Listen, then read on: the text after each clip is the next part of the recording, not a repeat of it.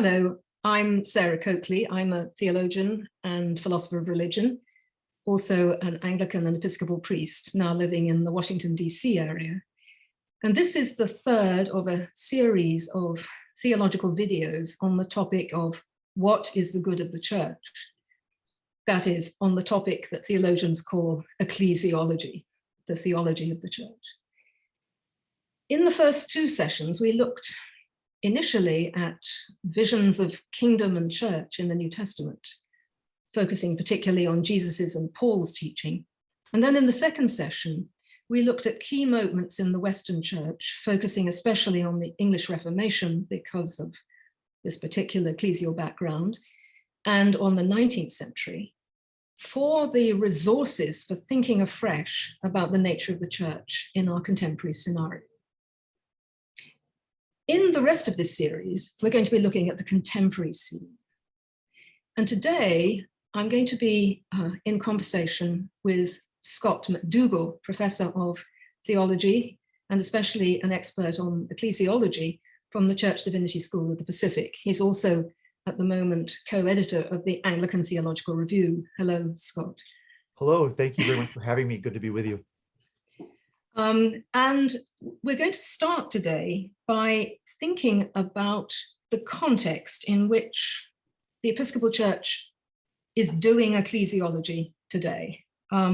Because it seems to me, and I think to you, Scott, as well, that there are some really key and novel challenges for thinking ecclesiologically, and that without confronting these and then looking at the conditions of our contemporary scene for sources of new insight about ecclesiology, it's likely that ecclesiological thinking could be pushed to the background at this period.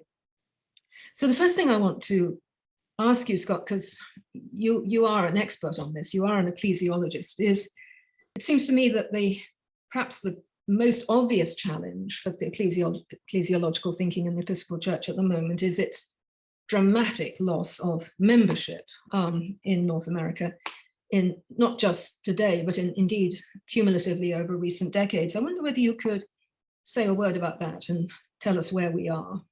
Yes, certainly. It is true that the Episcopal Church has lost membership. Over the last decade, we tend to be seeing a 18% loss in membership overall. And on a 10-year scale, we seem to lose about 24 to 30% of our average Sunday attendance over the course of a decade. So there are numbers that are indicating what appear to be a downward trend or an exodus of people from the Episcopal Church.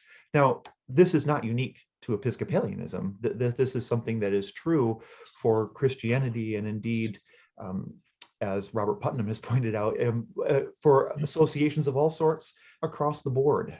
So it's a challenge that we're all facing, but be that as it may, it is something that we need to take extremely seriously, and we need to take extremely seriously the complex realities that are driving those changes.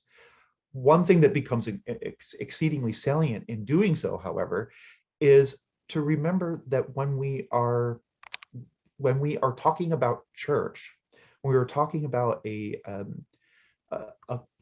group of disciples of Christ that gather together for particular reasons in order to worship God and in order to shape the ways in which they will interact in the world, there is a distinction between the way we are that kind of group and the way that other kinds of groups are constituted, having to do with our mission and the vision that drives that mission. And accordingly, while we should be attentive to these numbers, they oughtn't to be the driver of the decisions that we make, in my view. What that tends to do theologically and practically is it tends to result in leadership that comes to a place where it begins to govern out of fear and out of a little bit of panic, a bit of appropriate grief and mourning for something that is being lost. There's no question about that. But whether or not this is grounds for despair and therefore for resorting to managerial tactics or importing certain models from the business world that may be less appropriate in this sphere than may appear to be the case at first glance.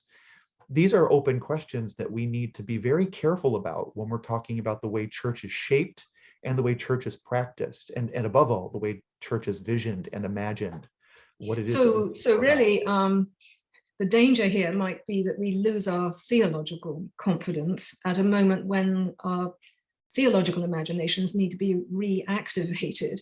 And one can't help thinking of the Lucan remark attributed to Jesus, which I'm sure comes from Jesus, Luke 12:32, "Fear not, little flock, Yeah. Your Father is giving you the kingdom."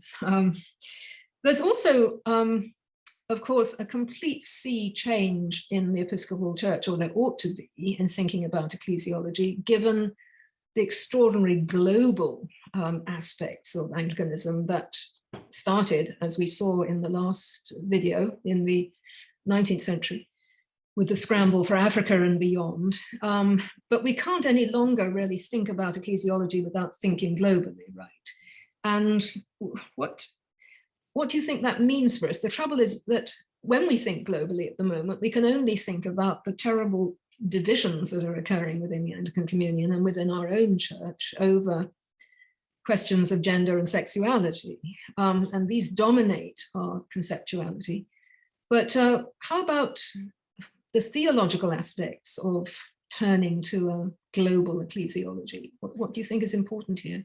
I think one of the things that's most critical in turning to a global ecclesiology for the Anglican Communion is to recapture and remember the fact that what church is at its base is a space for practicing how to be in relationship in a new way. This is the kind of reality that Jesus came preaching, calling us to turn toward the kingdom of God as a way of moving ourselves out of one way of regarding reality toward a different one, in which the flourishing of deep relationality, communion in theological terms, becomes the most important thing, meaning the communion between ourselves and God primarily, but then also the communion that we share with one another, the communion with ourselves and our own broken psyches, and the communion between us and the rest of God's creation. So this fourfold communal relationship is the church is the place where we turn to this new way of living into which Jesus invites us, out of which the entirety of creation was created in the first place. So it's rather interesting that in a rather desperate moment in the early part of this century, the Windsor Report, so-called, which was attempting to attend to the crisis occasioned initially by Eugene Robinson's consecration as a bishop, as an openly gay man, attempted a theology of covenant to, as it were, glue the Anglican Communion back again together. And I'm not sure that it was sufficiently noted at the time, as I recall, that to appeal to a notion of covenant was a strikingly Presbyterian metaphor. Would you like to comment on that briefly? Yes, I think that is true. There was in the literature at that time a good deal of talk about whether or not covenant is something that Anglicans can be governed by, or ought to be governed by, given the premium placed in our ecclesiology on the particular kinds of relational autonomies, that doesn't mean free liberties, but relational autonomies that govern the relationship of the churches in the communion. So that there was a question there about that. In general, however, in my view, the reason that the covenant ultimately did not prevail is because the Anglican Communion itself, in many of its locales, rightly, in my view, saw that what was being offered in that covenant was a structural solution for a relational problem, that you can't legislate better relationships. And that was what the Windsor Report was advocating through the covenant idea. Much more, I think, helpful in this regard is a subsequent report, Communion, Conflict, and Hope, which was also out of the IATDC. That was a report on an ecclesiology that it asks us to understand that we are going to disagree, but we can lovingly disagree, and conflict can be had in a way that's profitable, so that we can all grow together in an important way. And also the Indaba process that was employed at the 2008 Lambeth Conference of All Anglican Bishops, based on a Zulu process of storytelling, where the encounter and dialogical meeting of stranger across a table, one-to-one, life-to-life, sharing with one another and understanding and beginning to trust one another, is the way that we overcome the kinds of divisions that plague us, not these structural solutions.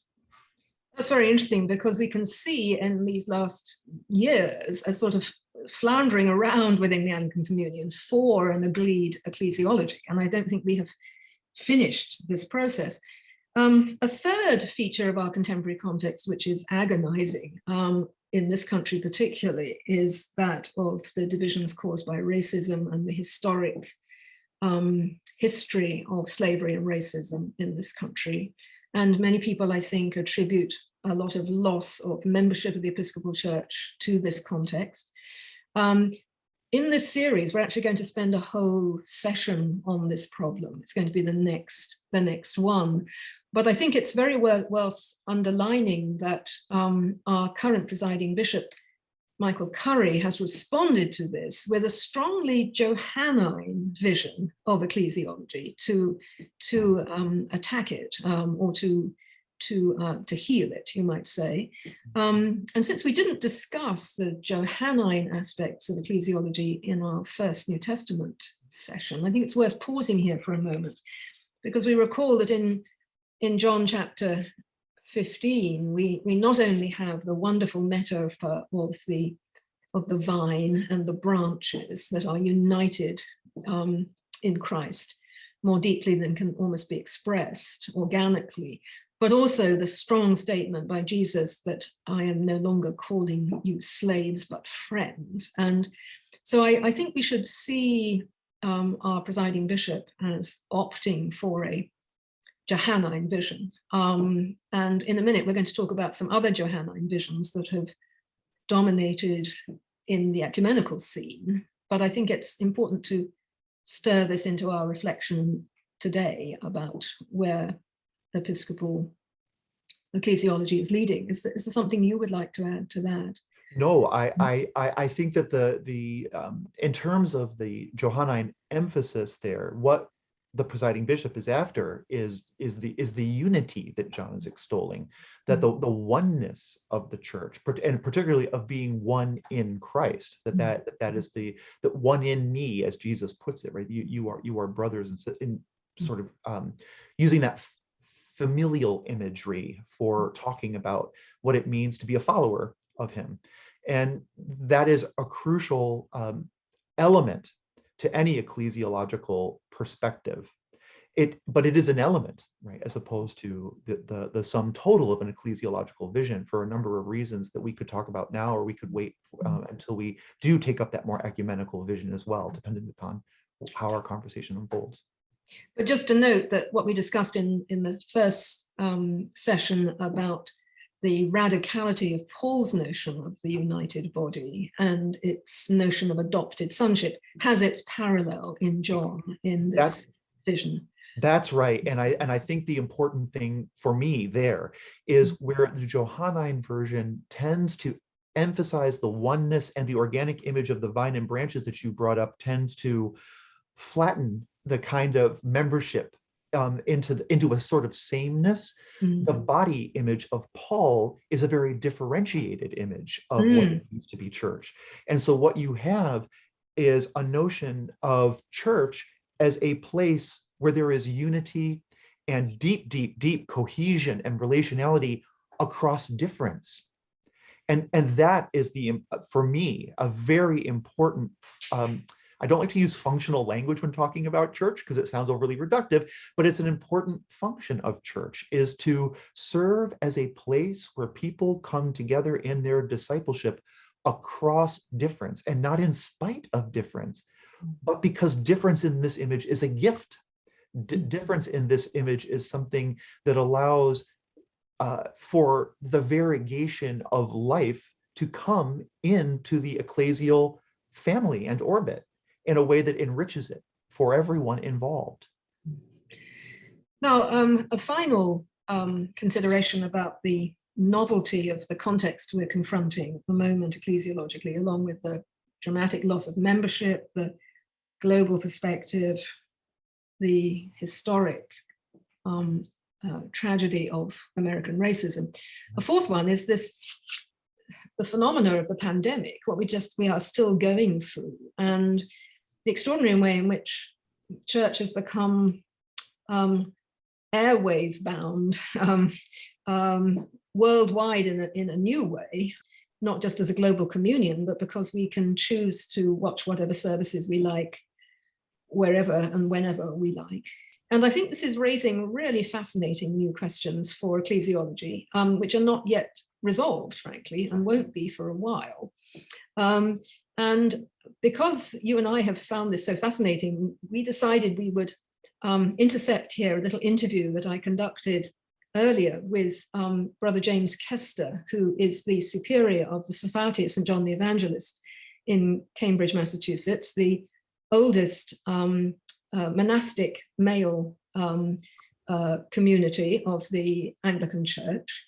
And during the pandemic, initially, as we shall hear, his brethren did not want to go online to send out their services to other people, but they changed their minds dramatically. And at the end of this, they have come to some really interesting new conclusions. So here we're going to snip in to what Brother James told me from his cell earlier this week.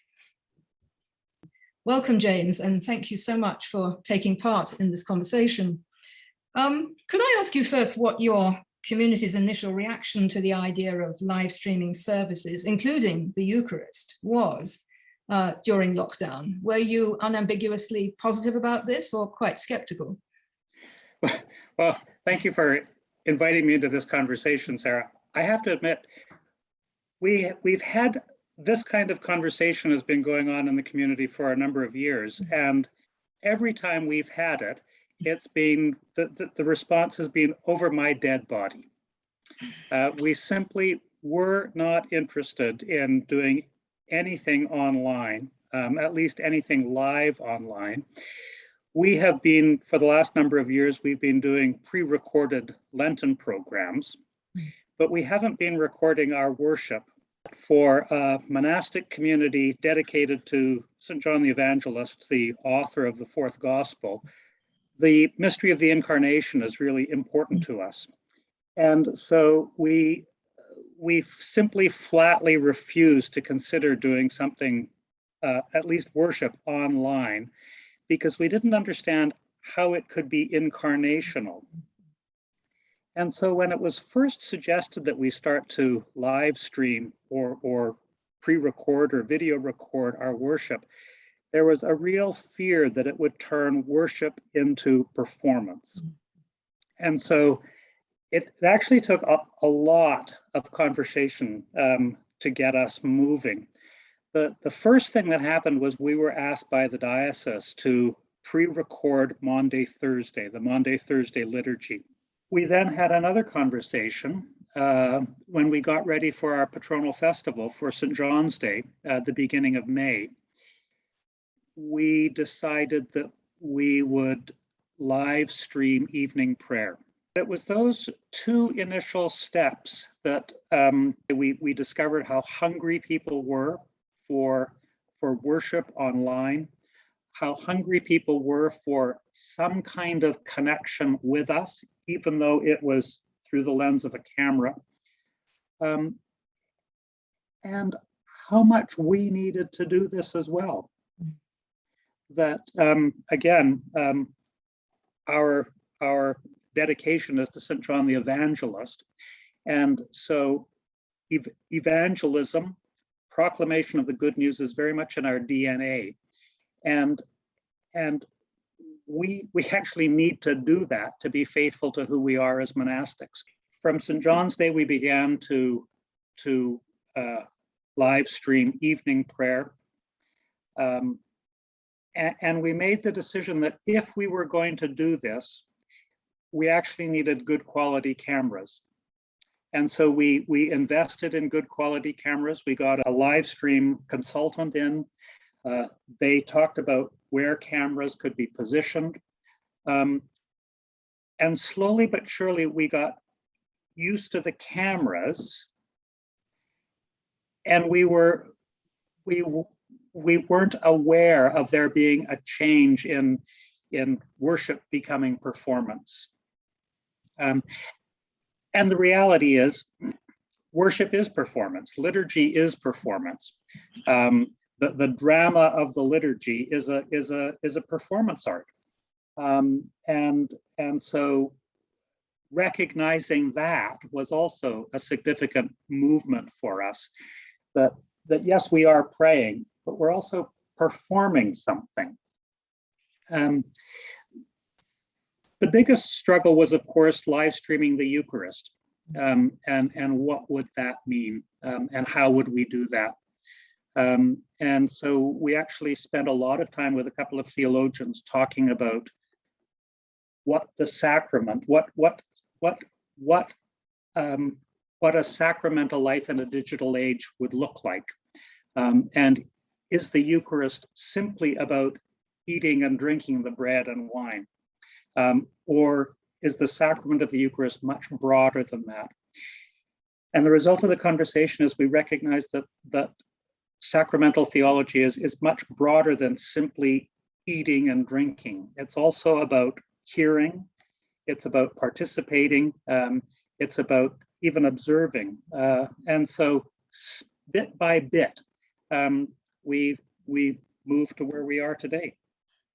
Yes, thank you very much for these reflections. I feel that adds a very important theological gloss to what otherwise had seemed originally to be just a temporary necessity.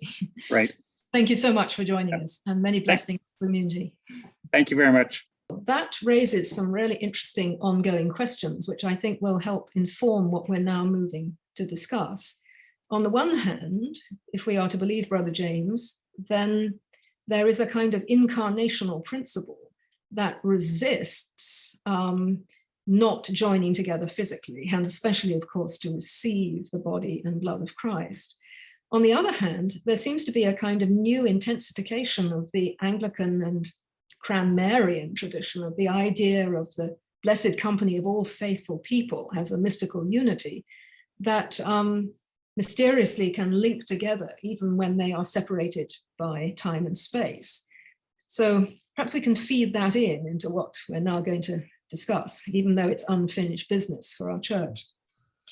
So perhaps, Scott, now I can move into the second part of this interview, which is really about, if that's the context, what are our sources now as a church for rethinking contemporary Episcopal ecclesiology? And I want to ask you to say something about what one of your books is mainly about, which is the incredibly important ecumenical backcloth in ecclesiology, which forms, I think, the most important input that any church ecclesiology has to think about now if it's ecumenically interested. And this goes back, of course, to the Vatican II, to the great reform of the Roman Catholic Church and its change of metaphors about how to think about church, because this has affected us all. So perhaps you could come in now and tell us about that.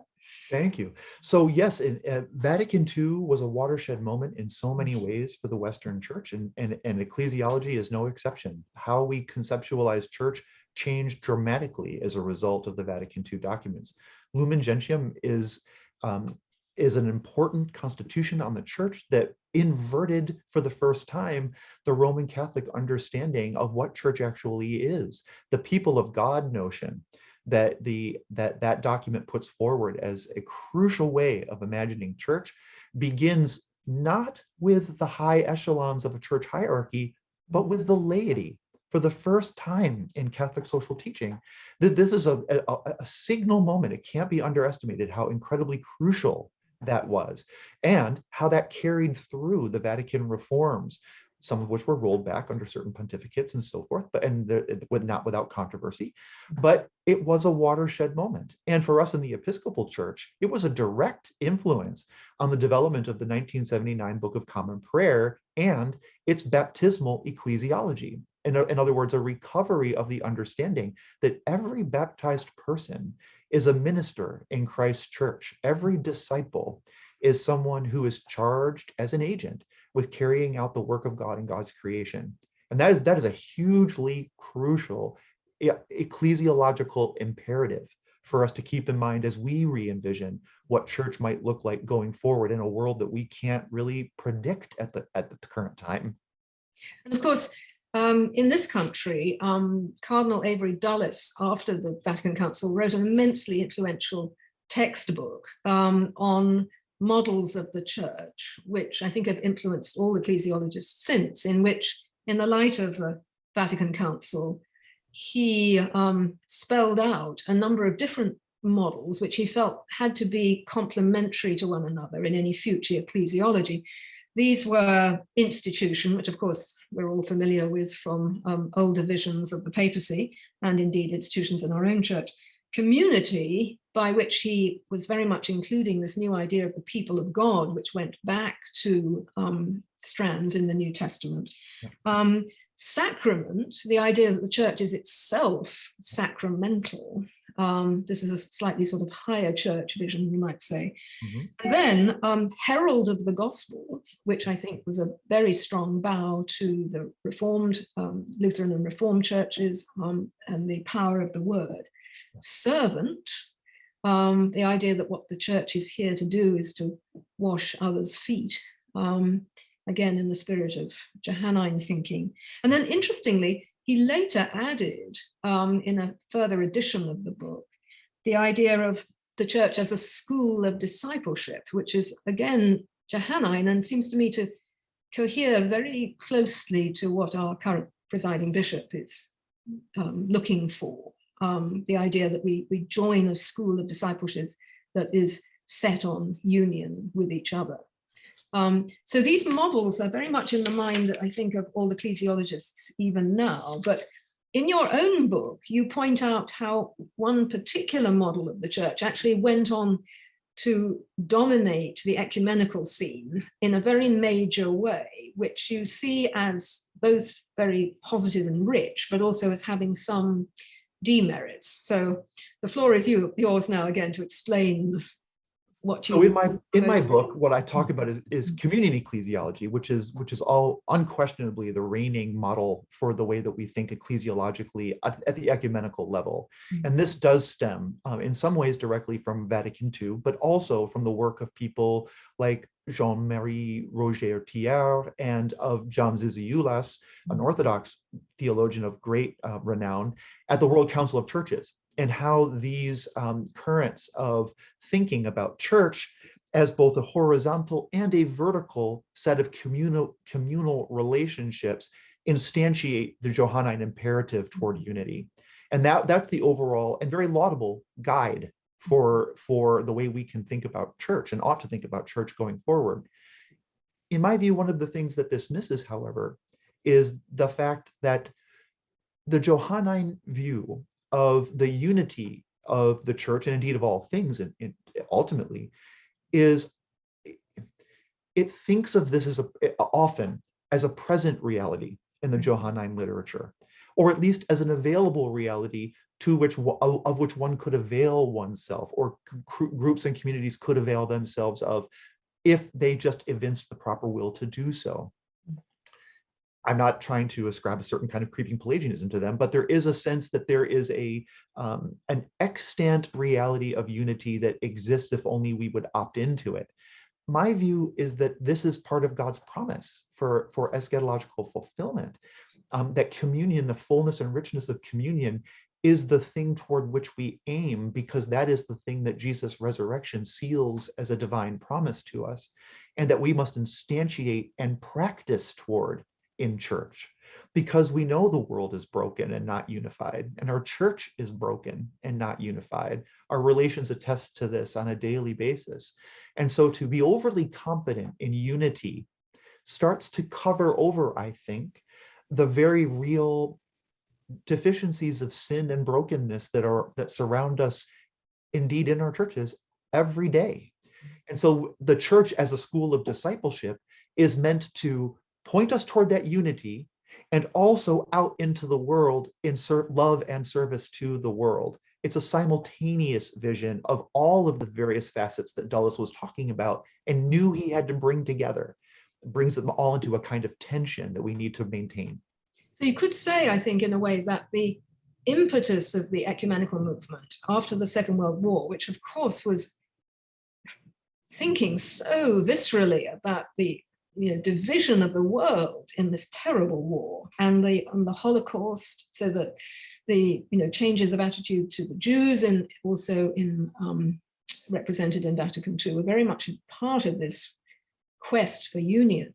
Yes. You could say that this led to an extremely well-intentioned desire for reunion of all people, yes, to the cost of other elements in our ecclesiological thinking to some extent, and to the cost of the idea that there is a already, but also a not yet in our ecclesiological thinking. We saw how vital that element was in Jesus's own teaching of the kingdom.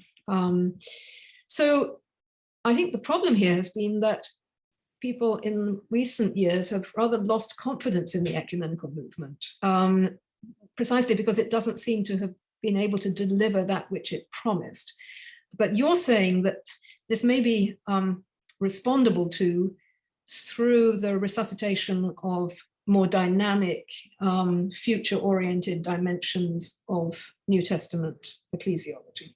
Indeed, I think that there's been a shift in large part in the ecumenical movement, even within the movement itself, away from seeking the visible unity of the church, which had been its goal since Edinburgh in 1910. It had been its goal, toward the notion of bi and multilateral dialogues, where those relationships become very important and very salient, and in some instances will move toward full unity and full communion. And we have many examples of that. Anglicans have been at the forefront of that work from the very beginning. And so that is an imperative of ours a wonderful legacy that we've been involved with.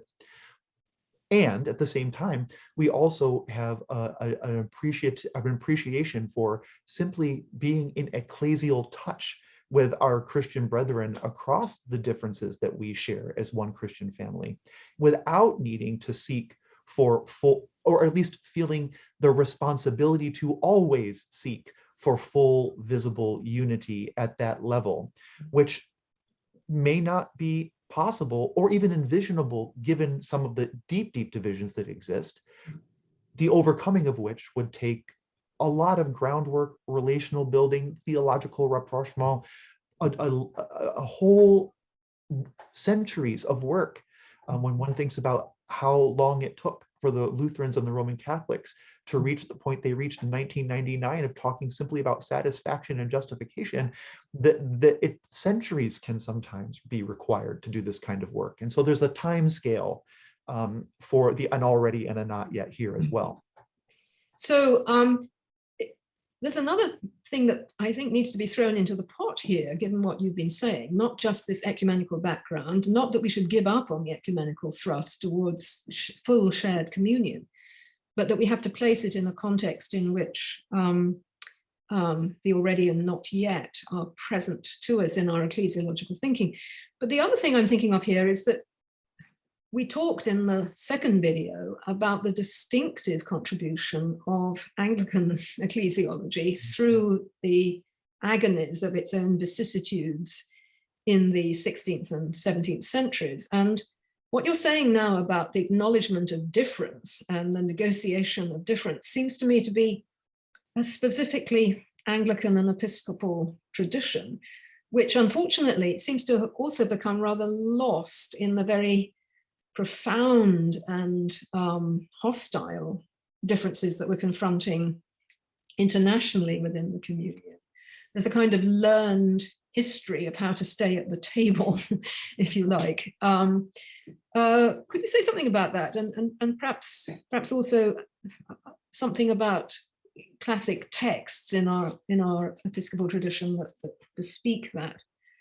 Yes, I think that from the beginning of the Anglican, what would become the Anglican experiment during the English Reformations, it is important to keep in mind that while one can have a pragmatic or realpolitik view of what happened during the Elizabethan settlement, when the Queen famously said that she had no intention of making a window into men's souls, that does serve a practical purpose when one is the state, when the church is the state and the state is the church, and citizenship and church membership are coextensive. That becomes a pretty important premium to maintain.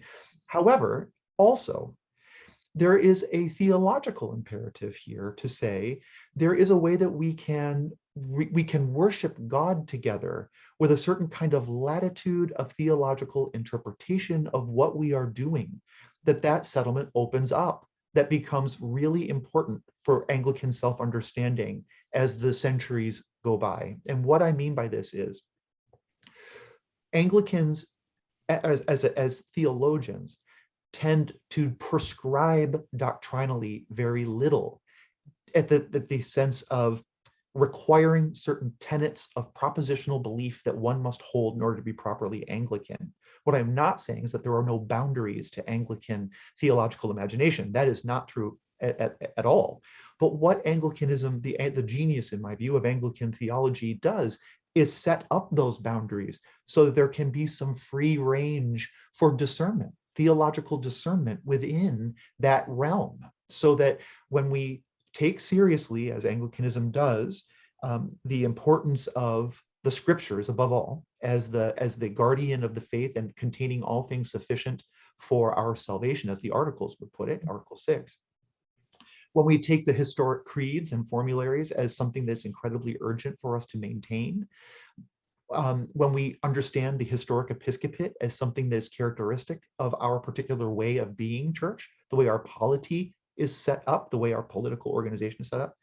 And when we think of the sacraments, particularly baptism and Eucharist as the dominical sacraments, or the sacraments that were instituted by Jesus Christ, that is as the sort of boundary for a theological imagining in an Anglican mode, then we're allowed a certain kind of latitude to interpret the tenets, say, of the creed in a variety of different ways that does not keep us in lockstep with one another theologically, but allows us to remain co-partners in worship together in the same ecclesial project. This is a gift that Anglicanism gives to the wider Christian witness, in my view. It actually, as you quite rightly pointed out, has built into it an imperative to stay together even across difference. And I want to go back to what I said before about the image of the body out of Paul, because of the difference, and thinking of the difference as important. In my view, Anglican theology is a theology that seeks the wisdom necessary for theological discernment. Because our church is not a church that tells people what to think, and because we have a teaching office that does that, that's something we do not have. We need to equip the people of God, if we really believe that ecclesiology, with the ability to do that kind of deep theological work. And that means being able to be interpreters of our tradition and of our world, and to coordinate those two things together. And that's going to mean we're going to do it differently. And this is often assumed to be just waffly thinking, especially by Roman Catholic critics, who of course have their own magisterium. But I think you and I probably agree that the extraordinary subtlety of how Richard Hooker, for instance, expressed the relationship of the primary authority of Scripture to tradition, which is demanding on us, but with the application of a notion of reason to negotiate agreement through difference, is a very learned feature of the Anglican and Episcopal tradition. And that there aren't many modern documents that reinstantiate that, obviously, but the Chicago Lambeth Quadrilateral, so-called, of at the end of the 19th century, is important here, and you can read it at the end of the 1979 prayer book. Do you want to say a word about that? Because I do. Unfortunately, these days we don't have, most of us worship in services where we just have one sheet, so we don't have our prayer books in the pews anymore, but pick up a prayer book and you will find it. So tell us what's important about it. I highly encourage it. As well, and while you're back there reading the historical documents, take a look at the 39 Articles of Religion. That's also very important.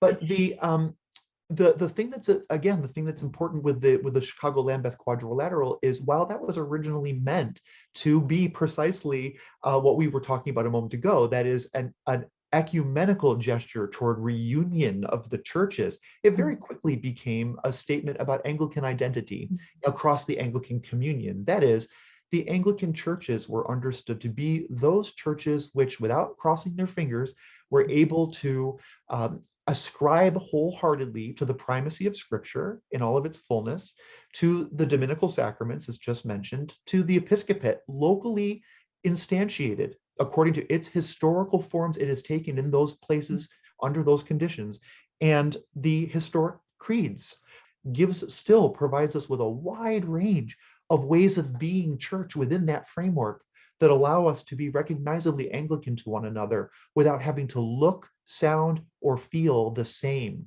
from place to place. So just to sum up this interview, Scott, because I know you have very specific views about this, in the current crises in which we find ourselves, I think we both agree a loss of theological thinking about church is lethal.